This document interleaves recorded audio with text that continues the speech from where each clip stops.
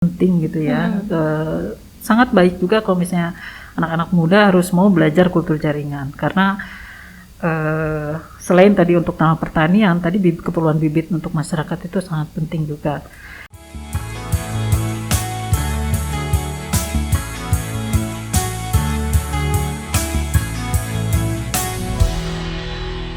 Assalamualaikum warahmatullahi wabarakatuh. Hai Sobat Bio, kembali lagi bersama saya, Teh Puput, di Biosing, podcastnya Seme Biotrop. Sobat Bio, kalian masih inget kan apa itu Seme Biotrop? Teh Puput jelasin lagi ya. Seme Biotrop itu merupakan organisasi antar pemerintah yang mana salah satu tupoksi dan mandat utamanya adalah penelitian di bidang biologi tropis. Saat ini saya bersama salah satu peneliti Seme Biotrop, yaitu Dr. Erina Sulistiani. Beliau merupakan peneliti di bidang kultur jaringan. Assalamualaikum Ibu. Waalaikumsalam, alhamdulillah baik. Gimana nih Bu selama masa pandemi ini? Alhamdulillah baik ya. Kita masih tetap bekerja di laboratorium, masih aman kok insya Allah. Masih aman ya Bu ya? Alhamdulillah. Ini Bu, saya mau nanya, kultur jaringan itu apa sih Bu? Pasti teman-teman bio kan banyak yang penasaran ya Bu ya? Iya, iya. Kultur jaringan adalah suatu metode, ya sebenarnya hampir mirip ini sih, lebih banyak metode perbanyakan tanaman sih ya. Biasanya kan kita kalau memperbanyak tanaman tuh dari biji, kalau enggak membuat perbanyakan vegetatifnya melalui stek, cangkok ya. Iya. Jadi kultur jaringan juga bisa digunakan sebagai metode perbanyakan bibit. Nah, secara definisi, jadi kultur jaringan itu suatu metode bagaimana kita mengambil bagian dari tanaman induk. Misalnya kita punya tanaman induk yang unggul, misalnya kita ambil daunnya atau ambil batangnya atau ambil tunasnya, kemudian kita tumbuhkan secara in vitro. Ya, in vitro itu istilah misalnya kita ya seperti inilah di dalam wadah kultur ya. Kita kulturkan secara in vitro di dalam suatu wadah secara aseptik. Nah, itu yang penting juga, secara aseptik. Jadi steril ya, bebas dari hama, bebas dari jamur dan bakteri. Nah, bagian tanaman tersebut kita kulturkan secara in vitro, secara aseptik. Kemudian tanaman itu bisa kita kembangkan menjadi bagian tanaman tersebut kita bisa kembangkan kembali menjadi tanaman yang lengkap kembali. Jadi yang tadinya misalnya kita ambil bagian tunasnya saja, dia bisa tumbuh lengkap, ada batang, daun, nanti tumbuh akar, jadilah dia bibit. Nah, itu seperti itu. Gitu. Nah, Bu, setahu saya ya Bu, sebagai orang awam nih, kultur jaringan itu kan merupakan bagian dari bioteknologi ya Bu ya? Iya, bisa dibilang sebagai teknologi yang berbasis ilmu dasar biologi gitu. Gitu. Bisa. Nah, ini Bu, saya penasaran nih Sobat Bio, kalau mau lihat ya, Ibu ini boleh saya ambil ya Bu? Iya, silakan. Nah, ini ada beberapa contoh kultur jaringan yang Biotrop lakukan, saya nggak bisa kok. Nah, ini yang putih-putih ini apa ya Bu ya? Ini medianya? Ya, itu disebut media kultur. Jadi media semacam apa ya, media tumbuh lah, supaya bagian tanaman yang kita kulturkan secara in vitro ini bisa tumbuh berkembang. Oke. Gitu. Jadi ibaratnya kalau nanam pohon biasa ini tanahnya. Betul. Gitu ya? Iya. Nah, ini kok beda warna ya Bu ya? Nih Sobat Bio bisa lihat ya, ini ada yang warnanya putih, terus ini warnanya hitam. Ini tanah atau akarnya Bu? Saya nggak tahu Bu. Iya, media kultur itu memang komposisinya berbagai macam ya, berbagai macam. Pertama, berbedanya itu biasanya per jenis ya. Jadi kalau misalnya kita memperbanyak bibit pisang misalnya dengan bibit tanaman buah, misalnya bibit duren misalnya ya, itu komposisi medianya berbeda-beda. Oh, per tiap tanaman itu beda? Beda. Jadi Okay. mau duren, mau rambutan, mau pisang, semua komposisinya berbeda-beda. Nah, dalam satu jenis tanaman itu juga ada misalnya pisang ya, pisang. Nah, dari setiap tahapan itu juga kadang komposisinya berbeda juga. Waduh, gitu. Kompleks ya ternyata kompleks, ya. Gitu. Jadi kayak tadi kok ada yang bening, kok ada yang hitam gitu ya. Jadi ini memang yang hitam itu kita ini adalah fase untuk menumbuhkan akar. Oke. dan dia Akar. untuk Oh, pertumbuhan ini ada tinggi akarnya. tunas. Jadi kita tambahkan semacam ini arang aktif supaya membantu pertumbuhannya lebih maksimal pada saat induksi perakaran. Jadi kalau ini adalah tahapan multiplikasi. Jadi tidak menggunakan arang aktif. Multiplikasi itu berarti perbanyakan. Betul, Ah, iya. oke. Jadi memang komposisinya berbeda dan bahannya kemungkinan berbeda. Karena tadi ini dikasih arang aktif jadi hitam gitu Iya, ya. ini hitam. Ini nggak pakai arang, Iya. jadinya putih gitu ya. Iya. Nah, ini Bu, ini di depan kita ada banyak banget nih jenisnya. Ini ada apa aja ya Bu? Ini semua dikulturkan di biotrop ya? Iya, iya. Ada Iya. apa aja Bu? Ya, kita memang banyak yang sudah dikerjakan di Siamai Biotrop. Pertama tanaman kehutanan, tanaman pohon-pohonan lah ya. Seperti ini ada bibit jati. Kita selain ini juga ada bibit gaharu, bibit jabon, eukaliptus, macam-macam. Kita untuk jenis tanaman kehutanan. Terus ada juga bibit pertanian ya, kayak seperti itu ada pisang. Pisang, kita punya berbagai macam pisang ya. Mulai dari pisang Cavendish, pisang barangan, pisang raja ya. Kemudian ini ada tanaman hias air. Ini juga namanya anubias. Nah, ini biasanya untuk tanaman aquascape. Iya, aquascape. Ini lumayan ya Bu ya harganya ya? Iya. Biasanya ini memang kalau pecinta tanaman aquascape biasanya diimpor dari Thailand. Nah, sekarang sudah bisa disediakan oleh Siamai Biotrop. Jadi kita membantu juga mengurangi impor lah. Kemudian ini ada tanaman hias. Nah, sekarang kan lagi selama pandemi naik ya Bu ya permintaan ya cukup tinggi lah untuk tanaman hias. Makanya kita juga coba perbanyak ya. Ini ada beberapa jenis alokasi ya. Nah, kemudian ini rumput laut ya. Nah, ini rumput laut. Nah, ini beda. Ini rumput laut ya. Jadi bisa ditunjukkan ya Bu ya? Boleh ya? Oh, ya silakan. Nih, aduh berat nih. Ya. Nih, jadi rumput laut ini juga medianya berbeda. Dia menggunakan air laut. Ini air laut asli? Iya, asli ya. Bukan bikinan asli, tapi kita tambahkan nutrisi tambahan supaya dia bisa nutrisinya tercukupi. Karena ini di medium tersebut selama seminggu ya. Jadi supaya nutrisinya terpenuhi, jadi kita tambahkan nutrisi tambahan.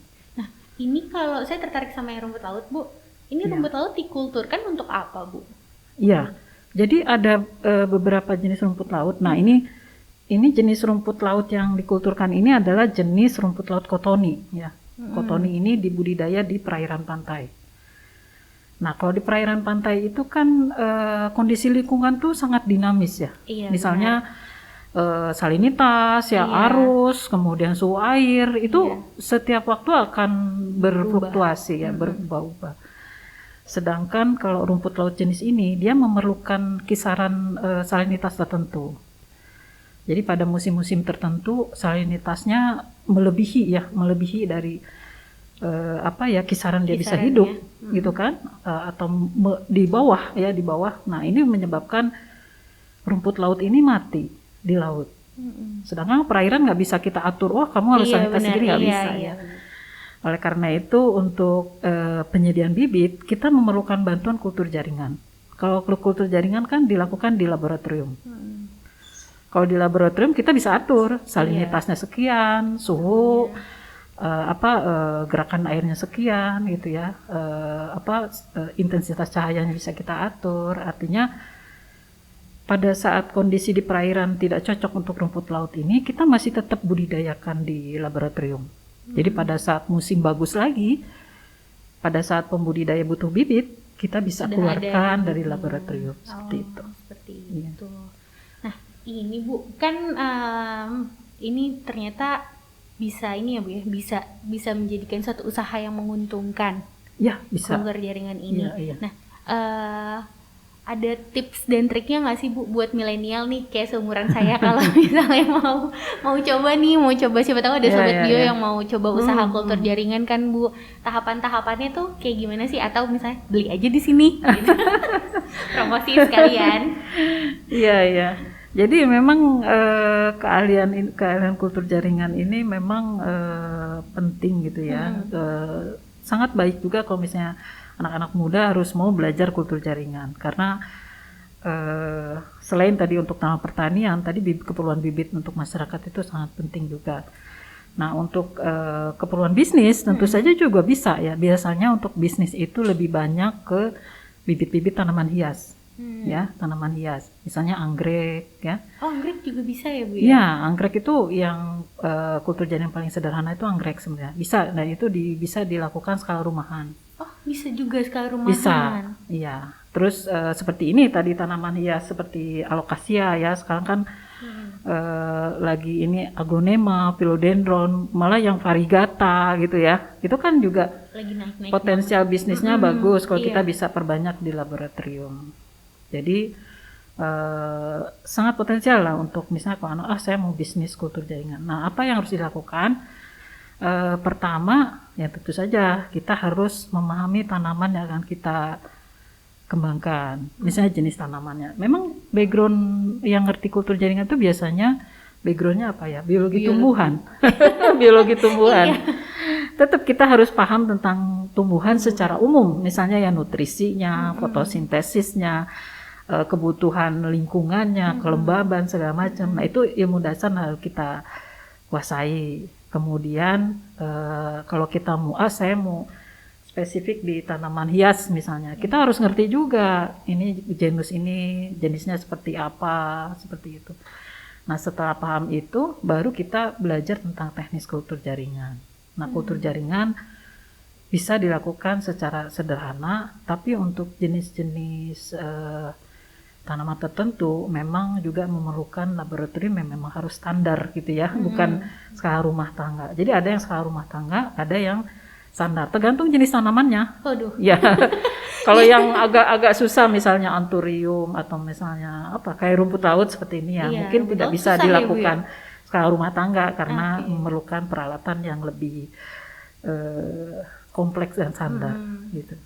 Ya. Tapi tetap bisa ya, Bu. Maksudnya tidak menutup kemungkinan kalau misalnya teman-teman Sobat Bio nih misalnya ada yang mau coba di rumah bisa belajar ke sini ya, Bu ya. Bisa, iya. Bisa belajar ke sini dan kalau sudah dapat ilmunya bisa juga untuk diterapkan di rumah kultur jaringannya. Iya. Gitu ya, Bu ya. Ini ngomong-ngomong dijual nggak sih, Bu, bibitnya? Iya, kalau ada kita kan melakukan penelitian, membuat produk bibit kultur jaringan memang sesuai dengan permintaan masyarakat. Oke. Jadi misalnya masyarakat, ini seringkali banyak masyarakat yang datang ke CMM Biotrop, Bu, tolong kulturkan jaringankan ini, tolong kultur jaringan ini. Terutama waktu tanaman hias ya, tanaman hias, Bu, tolong Bu, saya punya induk bagus, tolong dikulturkan. Jenis-jenis pisang juga sama, Bu, tolong kulturkan ini jenis pisang misalnya CJ40 gitu. Itu udah ada yang baru via 17. Jadi kami memang bekerja sesuai dengan permintaan. Artinya kalau masyarakat membutuhkan ya kita produksi dan nanti hasilnya memang dibeli oleh masyarakat. Gitu. Jadi made by request ya, Bu ya. Ya. Kalau ini kan kita mengkultur jaringan kan berdasarkan permintaan ya, Bu ya. Nah, biasanya untuk penelitian dari customer kita nih, dari masyarakat itu bawa pohonnya ke sini atau bawa tumbuhannya ke sini sampai dia beneran bisa dikulturkan, itu kira-kira berapa lama, Bu, prosesnya? Pasti panjang nih. Lama, iya, sebenarnya lama ya. Bisa kalau tanaman yang baru banget gitu, misalnya yang belum pernah kita teliti, biasa kita selalu bilang, wah 1 tahun gitu ya. Panjang ya. 1 tahun. Ya, 1 tahun. Tapi misalnya kayak ini kan jenis pisang gitu ya. Sebenarnya kita kan udah terbiasa dengan media pisang. Cuma ini mungkin klonnya baru. Mungkin ini asal ada misalnya kayak ini juga ada pesanan untuk pisang kepok ya, kepok munti sayang gitu. Oh iya bisa, tapi mungkin bisa lebih cepat karena dasarnya kita udah ngerti untuk kultur jaringan pisang. Jadi tinggal merubah komposisi sesuai dengan varietas yang diinginkan gitu aja. Tapi rata-rata selalu saya bilang kalau tapi tergantung jumlah yang diminta juga sih. Kalau misalnya Bu bisa nggak perbanyak jadi 10 ya cepet. Cuman kalau bisa, Bu, itu 10. Bu, ini 1 jadi 100.000, nah itu kan perlu lama, perlu lama ya. Jadi tergantung. Tapi rata-rata selalu saya canangkan setahun. Setahun untuk penelitian sampai bisa jadi kultur jaringan. Jadi bibit. Oh, itu sampai jadi bibit. Ya. Tapi tetap sih itu waktu yang cukup lama ya, Bu ya. Ya. Nah, jenis tanaman apa aja sih, Bu, yang bisa dikultur jaringan kan? Hampir semua jenis tanaman sebenarnya bisa dikultur jaringankan ya. Cuma kita harus berpikir ini perlu nggak dikultur jaringankan. Oke. Jadi kalau misalnya dari biji aja mudah ya, dari biji aja, misalnya pertama bijinya banyak misalnya, bijinya banyak, terus dikecambahkan mudah gitu kan, terus biayanya murah. Ya itu kita nggak perlu kultur jaringan.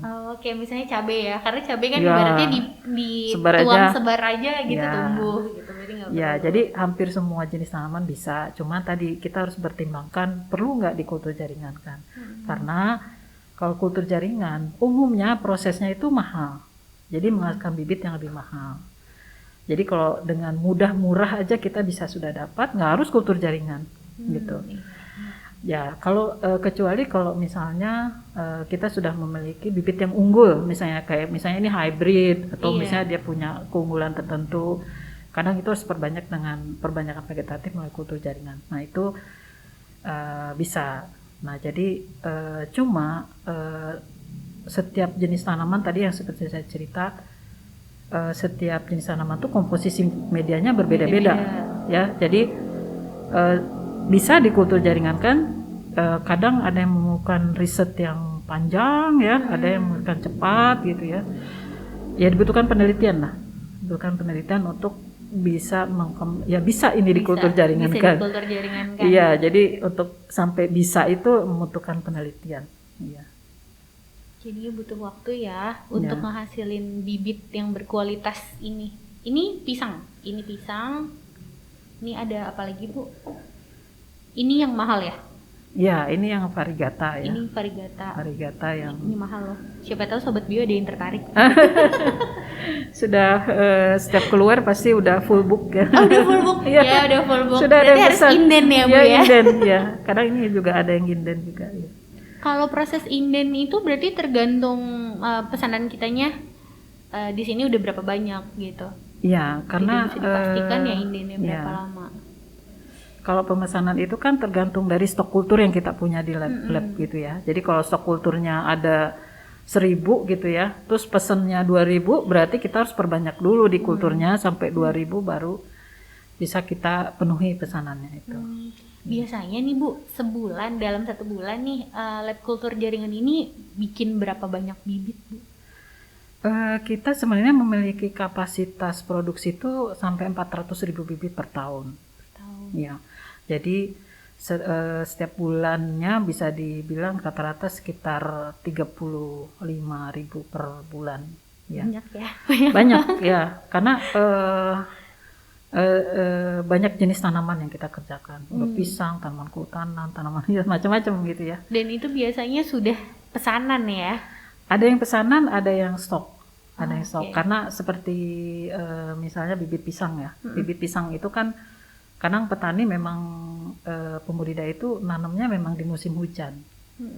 Jadi kita udah prediksi misalnya kebutuhan bibit pisang tahun ini sekian, jadi kita sudah siapkan dimulai bulan Agustus September. Jadi pas mulai bulan hujan misalnya yang musim tanam, pembudidaya itu udah tinggal ambil ibaratnya beli, tinggal tanam. beli. Ya, Nggak karena usah kalau nunggu lagi. ya kalau pesan lama biasanya. Jadi kita udah stocking juga untuk tanaman-tanaman pertanian biasanya.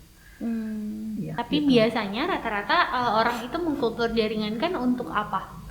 Nah biasanya bibit yang dikultur jaringan itu sudah memiliki karakter yang unggul. Ya misalnya untuk pisang nih, kita ada yang pisang Cavendish yang tahan terhadap fusarium gitu kan. Atau bibit jati. Bibit jati ini nggak sama dengan bibit yang dari biji, karena ini sudah perbanyakan klonal dari bibit jati yang cepat tumbuh misalnya dan batangnya lurus gitu kan ya. Jadi umumnya memang teknik kultur jaringan digunakan untuk perbanyakan bibit unggul. Jadi kalau ada misalnya ada satu induk unggul nih diperbanyak dengan biji, biasanya anakan dari biji ini nggak sama dengan induk unggulnya. Iya. Atau misalnya diperbanyak secara vegetatif, biasanya juga memerlukan waktu yang lama dan jumlahnya sedikit gitu kan. Jadi keunggulan dari teknik kultur jaringan ini umumnya adalah untuk memperbanyak bibit unggul dalam skala banyak gitu. salah satu keunggulannya ya Bu ya. Nah, kayaknya cukup ya Bu ya. Tadi sudah lumayan panjang juga ceritanya. Sobat Bio kalau misalnya masih penasaran bisa berkunjung ya Bu ya ke sini. Bisa berkunjung ke Lab Kultur Jaringan. Nanti bisa ditemenin sama Bu Erina untuk tanya-tanya ke Bu Erina. Kalau misalnya Sobat Bio tertarik juga untuk bisnis, bisa juga ya Bu ya belajar di sini ya. Ada pesan gak Bu untuk milenial yang seumuran saya nih terkait dengan menjaga lingkungan, terkait dengan kultur jaringan ini? Iya, kultur jaringan ya sangat berpengaruh ya dengan menjaga lingkungan tentu saja ya, karena berhubungan dengan kultur jaringan tanaman. Semakin banyak orang yang menanam dengan bibit yang unggul yang bagus dan menguntungkan, maka insya Allah lingkungan kita akan terjaga dengan baik. Berat banget ya Bu. Mau diulang? Cukup. Terima kasih Bu Erina, terima kasih banyak atas waktunya. Ini Bu, di podcast ini kita ada satu tagline. Kita ada satu salam. Jadi namanya Salam Biodiversitas. Ikutin nama saya ya Bu, kita Salam Biodiversitas. 1, 2, 3. Salam Biodiversitas. Terima kasih banyak Sobat Bio sudah menonton podcast ke-6 kali ini. Jangan lupa untuk subscribe channel YouTube kita dan jangan lupa untuk follow sosial media kita. Terima kasih. Assalamualaikum warahmatullahi wabarakatuh.